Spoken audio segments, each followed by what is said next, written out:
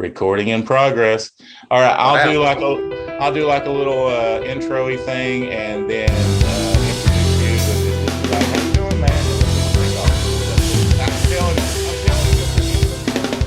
Hey, everybody, this is Tony. I'm here at 25 Studios, and we're doing another In the Trenches series. Super cool. Today, I've got Mr. DJ. He's an artist. He is a rapper. He's a poet. He is an entrepreneur.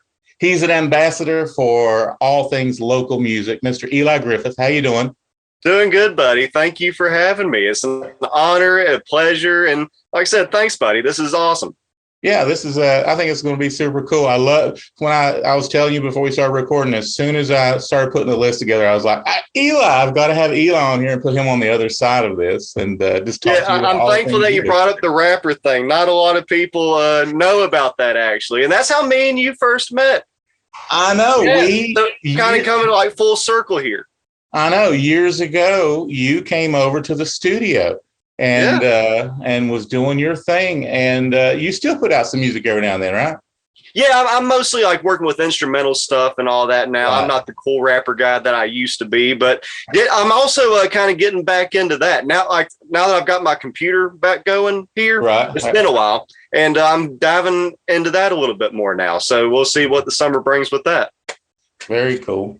Hey, I think it's awesome. And I love, I'm a huge fan of instrumental stuff. So, I mean, I think that's very cool too. I'm always, any genre, just about, I love instrumental music. It's just such a cool vibe to have that kind of thing going on. Yeah, man. Like the full instrumental EP that y'all made, man, that was killer. that version of Little Wing is still one of my top of all time. It's awesome, dude. Kind. You're too kind. Well, Eli, I kind of brushed up or went over what you do, but just let everybody know what do you got going on right now? You are I'm all over the place, man. You're the voice of Foxy 94.3, or at least my voice for Foxy 94.3. Yeah, man. I do a lot of the work on Foxy 94.3, WIFX, also WXLR 104.9, WXKZ 105.3. Of course, we do the Homegrown Happy Hour podcast on that, which is always that's one of my favorite things that I do. Oh yeah, it's awesome, man. And also do the Happy Hippie Factory stuff with my wife. Me and her make clothes and all that. It's kind of like a little side hustle that she started in the middle of COVID. And that's been a lot of fun too. I never thought I'd be making shirts, but hey man, I mean, and doing stand-up comedy. And like I said, now I'm diving back into the music stuff. So I'm probably got too much on my plate, to be honest, but I'm having fun. I'm not bored. That's for sure. Right. Exactly. Yeah, you got a lot going on, but I mean, that's me too. I'm just one of those guys. I got to have a lot of hands in the fire, and I like it. It keeps me productive, keeps the mind clicking. Yeah, man. It keeps me sane. I can't stand just like sitting on the couch all day. Right. I know that's for some people, but if I'm sitting still for 15 minutes, like I'm already just wanting to do something. Right. I probably need to be diagnosed, but we'll see what happens with my doctor. So you're at the radio station doing that thing. How did you transition into? I mean, did one day you go, that would be cool, I'm going to give it a try, or how did you transition into working down there? Okay, this is the true exact story of how I started in all of this. And I've been working there for quite a while now. I think that they like me, so I can finally tell the truth. Yeah. So an exclusive.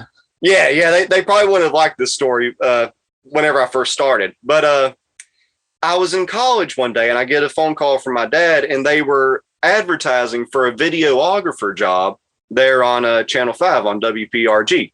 Right. I knew nothing about video whatsoever, but I knew that if I could get my foot in the door with that, then maybe I can like catch on and like eventually get into the radio side, because that's what I wanted to do first and foremost. But I thought like maybe that could be a way in, Right. And I knew absolutely nothing about video.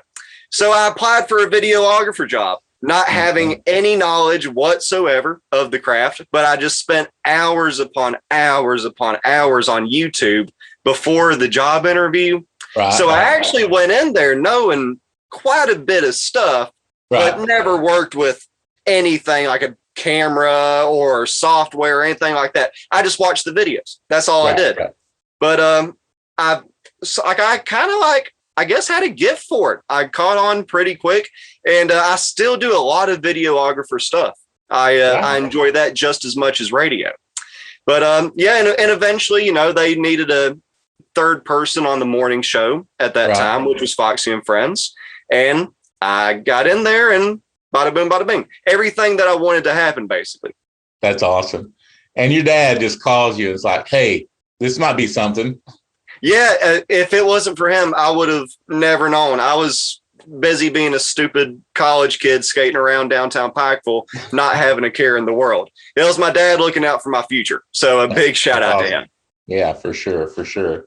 You know, that's funny. I've been in business for over 20 years. And honestly, everything you just said has been my path. I mean, people will call and say, hey, can you do this? And I go, yeah, I can do that. And then I figure out how to do it, you know, and then that's just whatever wherever I'm at right now. It's because I told someone X amount of years ago I could do it and had no idea what I was doing. But yeah, well, that's why I try to tell people. So, like, I was about to go to this big university for all of this stuff whenever I was like 18 years old.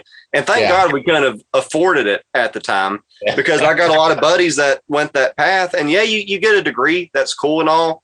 But everything they teach you, I mean, you can learn right there off of YouTube. And like basically a lot of the times whenever you're done with schooling for that, the software is already 2 steps ahead that they're using in the real world. You're exactly right. The power of technology. It's a beautiful thing. If you use it right. Yeah, exactly. It is a beautiful thing. So I ask a couple questions. I'm doing 6 different interviews with different people and different sides, and I'm just talking to people kind of behind the scenes that love the music industry or work in the music industry. And one of the questions I've been asking everybody is, what about your job that you do that no one would believe? And I know that's a weird question, but what about your job nobody would believe? Probably the videographer stuff, because like nobody knows me as a videographer now. That's what I started out doing, and nobody remembers. So there's a lot of stuff on WPRG TV that I'm editing and producing and filming and all that. And a lot of times nobody has no idea, because the camera still freaks me out. I like being behind the scenes whenever I'm filming. Like even when we do the podcast, I just try to pretend it's not there. The cameras still always freak me out. But yeah, a lot of people are still kind of getting used to the videographer stuff. And especially like with the TikTok stuff that I do, there's a thing called Appalachian Adventures that I've been doing. And I've been trying to like stay out of that, like where nobody knows that's me. I guess I kind of just messed that up right there. The videographer stuff, nobody thinks of me for that, but I still love it though.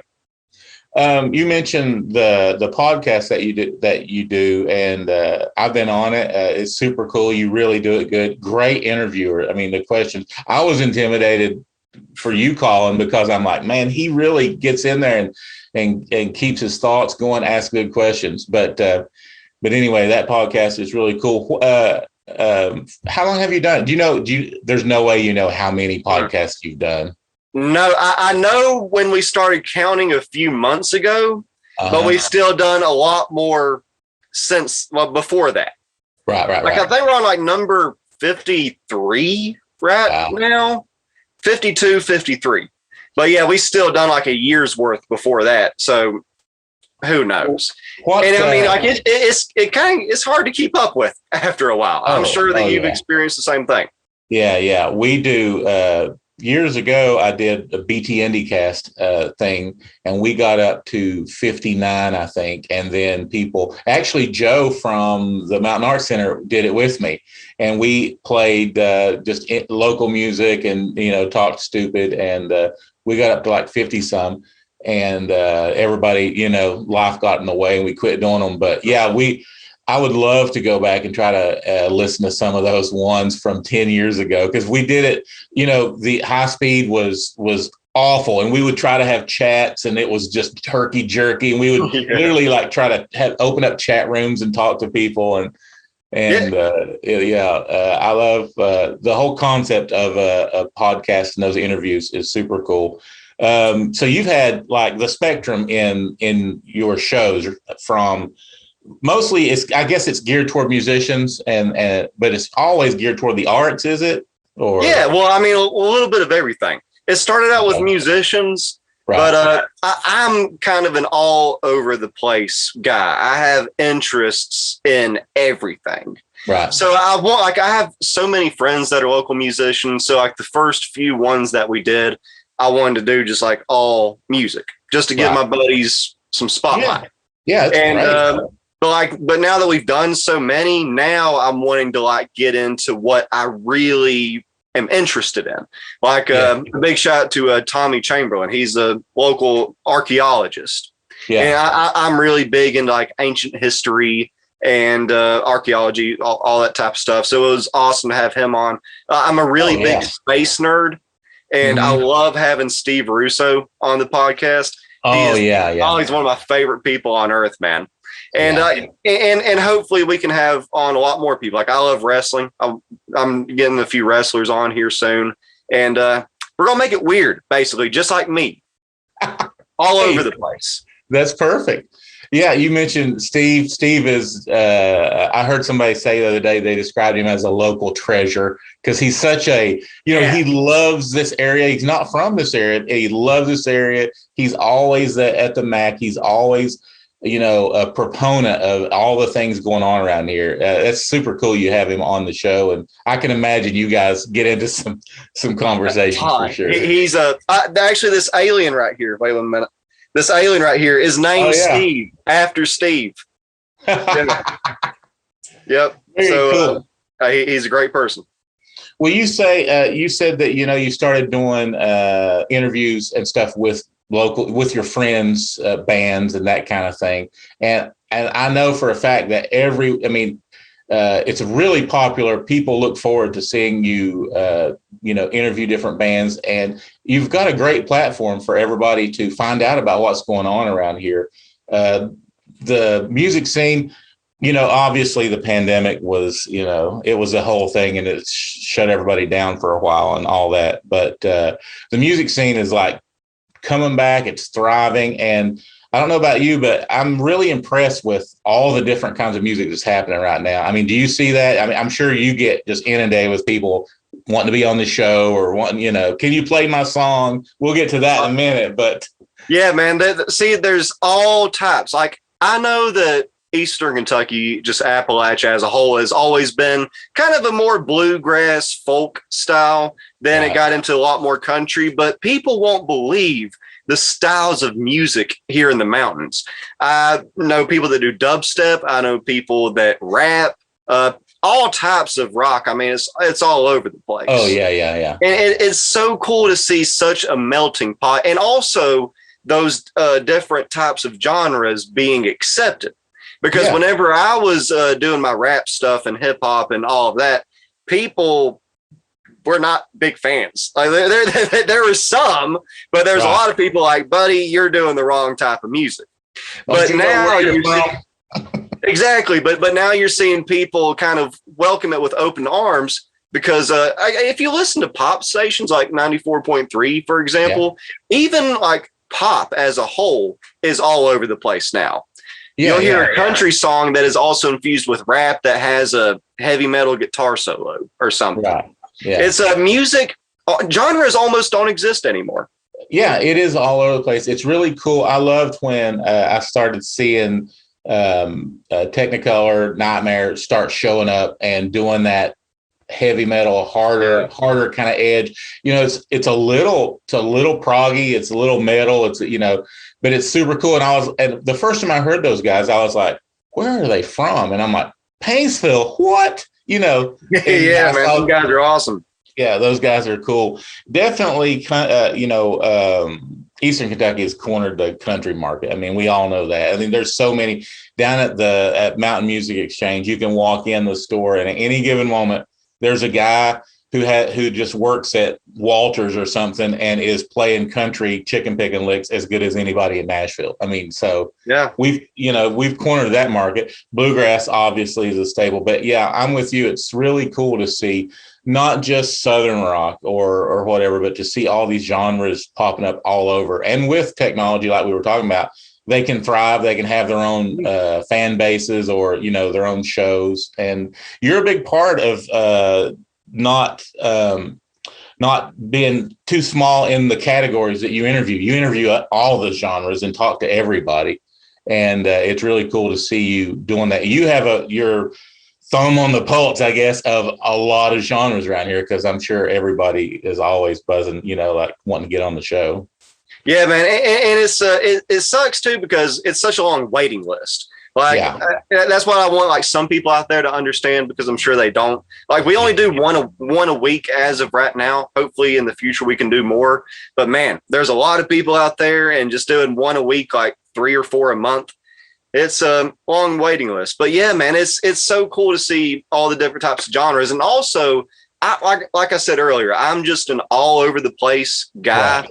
I listen to everything. Like, if you were to go through this like cassette or 8-track collection that I have behind me, you'll have collection. Yeah, heck yeah. This nice. Is 8-track right here. The 8-tracks are down there, actually. But I got cassettes right here. I have like a little music museum in this room. Nice. I got my records right here, just a little bit of everything. But I'm all over the place. You'll see, like, I have NWA, I got Jimi Hendrix, I got Parliament, I got Ted Nugent, I got Willie Nelson, I got the Grateful Dead, I got Lil Wayne. Well, I listen to everything. So it's so cool to like talk to all different types of artists, and they always have a different perspective. It's always interesting. Yeah, for sure. Speaking of artists, I mean, you are, you're there playing tunes and doing that whole thing. And I've talked to you about this a little bit, but there's always the questions. For one, how do you guys pick, or, what's the scenario of a typical day for Eli, and he's going to start playing music, and, how do you, is just throwing darts? How do you pick the songs that's going to happen? Does someone else pick them? What's going on? We need to see behind the curtain here. I like this question. This is a good question. Basically, I want to give everybody a fair playing cycle, right. So like every 3 or 4 weeks, that's usually when I'll play like somebody else's song. Like if I play Down to the River tomorrow, it'll be another 3 or 4 weeks until I play Down to the River again. So that way I can get different artists in. And how I do the show format, that was a great question right there, is like I'm a really big fan of concept albums. Right. And how a lot of times on those concept albums, the songs sound great going into the other one. Yes. I also do DJing and stuff like that for events and stuff. Right. So I always love when you get that song into that next one. It just sounds good. So that's how I pick the songs. Like if I think Down to the River will go into this Short and Company song really good, if the ending matches the beginning, then I'll put those 2 songs back to back, just because personally I think it sounds good, and that way when people are listening to it, it sounds like a good mix. Right. So you have the guys down there, whoever the powers that be, the man, they let you figure this out. I mean, you just have they have been very patient, and I am very thankful. I will say that I love my job and I love the company that I work for. They gave me the green light. Because this was a unheard thing in radio. Podcasts, it was not a thing. I'm not trying to say I started anything, but I'm just trying to say trying to get this idea to just a total, try to start something that's never been done before is not easy. And it's not very easy to get people to understand, but thankfully, my boss was also a fan of podcasts and understood that that's where the format was going. Right. So thank God I have the boss that I do. And he let me go with the podcast, and it's been awesome because I love that format. I hated radio. Well, I didn't say I didn't hate the radio format necessarily, but I just really didn't like 5-10 minutes. You have to ask all the hard hitting questions, and then you shove them out the studio because you have to talk about the Kardashians or whatever. It was never fun, and always felt rude to the guests that came in. And I never liked it. So whenever I get to sit down with somebody like Shaw Reynolds and we can talk about animals and all the bills that they're trying to pass and stuff like that for an hour straight and really get everything out there, it's awesome. And I'm just a talker in general. So like I need a lot more than an hour, but I'm thankful that we got that. That's super cool. I mean, it's awesome that they just let you have, they just opened the door and said, go in there and figure it out. And they believe in you to do that, and that you get to talk, you get to do these hour-long interviews. And, it is right. I mean, the listening audience isn't stupid. And when you hear those rushed, they bring them in, they hit them with those points and they talk over the person trying to answer and they get them back out. We know that it just comes off wrong, and you're not getting anything. It can sound rude, and it's cool that you recognize that and then try to bring a different format in. And also I'm not one that like rats questions before, because I want to know, like, they can come in there to promote a single, but if they like went to the Grand Canyon the week before or something like that, I'm going to ask them about the Grand Canyon. That's what I want to know about. I've always been the guy that like kind of likes all the behind the scenes stuff. And I've noticed like whenever I talk to other people and ask them about the stuff they've never been asked about, they just light up. Totally. It's cool to ask people questions that they don't get asked a lot. And you've done that a lot, good sir. It's been a great interview. Well, the reason I wanted to do this was because I was talking to a guy, and I'm actually going to interview him hopefully tonight. He's a good friend of mine, and he's got a production company, and he does a lot. And he was working for me a few shows ago. It was like a hard rock. It was Winger. It was Winger and someone else. But anyway, so he's working for me. The show's going on, and we were just casually talking. And I said, "Hey, man, glad you could be here, and work today." And he went, "My entire life, I wanted to be on the other side of this fence." We were standing at the separator from the stage, so behind this fence where all these unknowns of all of my guys working, all this stuff, 30 people running around like crazy to make this guy look like a rock star. And he was like, "My whole life, I want to be on the other side of the fence, and I'm finally there," and I thought, nobody knows that. Nobody knows all the inner workings of that's going on. And it's a rush to be on the other side of the industry and do all these crazy things that we both of us do. And so anyway, I want to do these interviews and just talk to people and shed some light on. So much goes on. You just don't show up and just, hit autoplay and whatever happens. You consciously are thinking about, down to how songs flow from one to another. And those are those subtle things that makes your program really flow. And it's that unknown where people go, I just love it. They don't need to know the technical side, but you're doing the legwork for them, to play this music. People are a lot more interesting than just the highlights of their life or whatever. There's a lot that goes on behind the scenes. And the more I've done these podcasts, it's made me just fall in love with humanity more. Yeah, you realize that there's still interesting people out there. It's not all the people acting stupid on the news and all of that. No, there's actually some very intelligent, thinking, interesting people out there. And also, especially right here in the Appalachian Mountains, man. There you go. This place does not get the credit that it deserves. Some of the smartest people I've ever met is right here.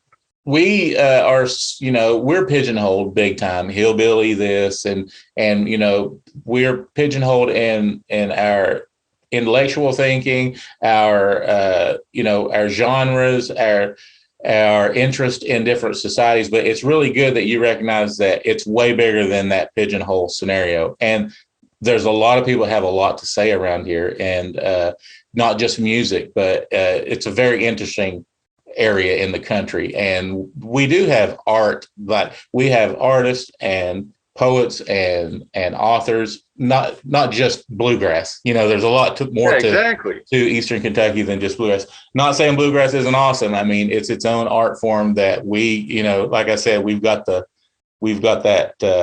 taken care of. But yeah, it's really cool. It's awesome to see you digging in and listening to people. It's awesome to see you even expanding way past music and just talking to those ambassadors in different towns, like a Russo, and a Shaw, and giving them a voice. And it's really kudos to Foxy 94 and the guys behind the scenes there, even another level to trust you to take off and do that kind of thing, Yeah, man. And a big shout out to Alex Parsley, too. He's the guy that's switching the camera shots behind the scenes. Yeah. I always like to give him as much credit as I can, because that show, I mean, yeah, you see me, but like he's doing a lot of behind the scenes stuff, too. And he deserves a lot of credit. He's a great man. Hey, Eli, I think this is a good point here. We're keeping these, in that we're not doing an hour long. I don't have that much. But it's all good, brother. I understand. Yeah, but I really appreciate you coming on. One more time, you got any social media out there that you do want everybody to follow you on? They need to follow the show. What is that on Facebook, the official name of your show, the podcast? I've never had to plug anything before. This is exciting. Okay. Basically on Facebook, Instagram, look up Elijah Griffith. I'll pop up somewhere eventually, maybe. YouTube, Elijah Griffith as well. TikTok, Appalachian Adventures. The show is Homegrown Happy Hour Podcast. You can find that on the Foxy Facebook page or the WPRG.TV YouTube channel. And also check out Happy Hippie Factory as well, folks. But Eli, one more time, I really appreciate it. Thanks for being on In the Trenches with me. It's been super cool. And I survived interviewing the master interviewer. Nah, man. Hey, you've been doing it for years before me, man. This is why it's so cool. I mean, like, a shout out to you, man, for everything that you've been doing through the years. I mean, you were kind of like the first entertainment guy that I even met in the Pikeville area. Yeah. So, a big shout out to you, man, and everybody at Mountain Music, and y'all guys started all of this for me. I feel like I've come full circle today. So, Tony, You're awesome, buddy. Thank you for everything. All right. Hey, I'll talk to you later, man. See you, buddy.